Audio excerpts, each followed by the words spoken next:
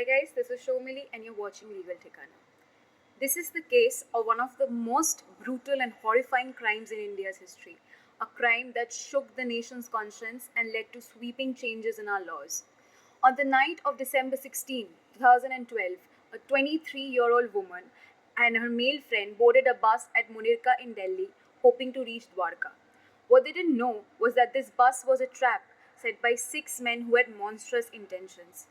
As the bus deviated from its route, Nirbhaya's friend grew suspicious. When he confronted the men, they mocked him, asking what they were doing alone at such a late hour. When he tried to protect Nirbhaya, he was brutally beaten, gagged, and knocked unconscious with an iron rod.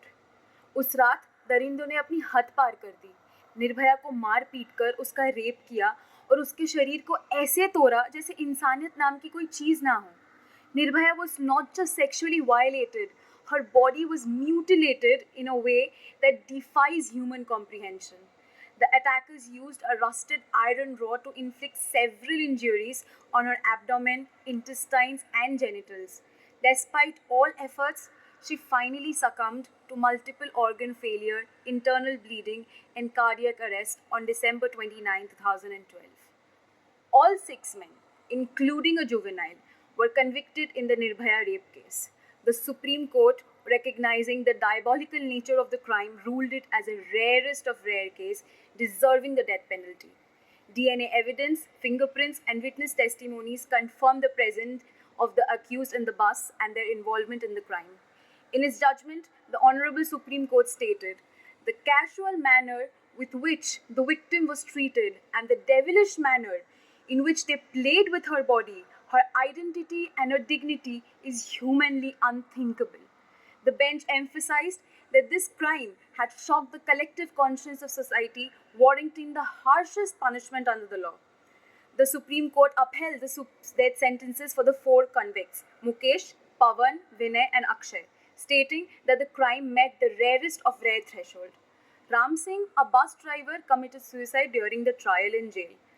After releasing the juvenile Afroz from jail in 2015, the Delhi government gave him rupees 10,000 and a sewing machine to start a new life, although new reports say otherwise. The reports now say that he's in South India and works as a cook. However, this is all alleged information. The Nirbhaya case sparked nationwide protests and led to the Criminal Law Amendment Act of 2013, popularly known as the Anti-Rape Act. This act introduced new offences like stalking, acid attacks, and voyeurism and increased the minimum sentence for rape from 7 to 10 years. The involvement of a juvenile in this case revealed a flaw in the system, leading to a revision of the Juvenile Justice Act. Now, those aged 16 and above can be tried as adults for heinous crimes like rape. A number of sections of the Criminal Procedure Code, Indian Evidence Act, and the Indian Penal Code were amended. By way of this amendment, several new offences have been recognized and incorporated into the Indian Penal Code, including acid attack, which is section 326A and B, voyeurism, which is section 354C, stalking, which is section 354D, attempt to disrobe a woman, section 354B, sexual harassment, section 354A, and sexual assault which causes death or injury causing a person to be in persistent vegetative state, which is section 376A. The act also amended the already existing offences to make them more stringent.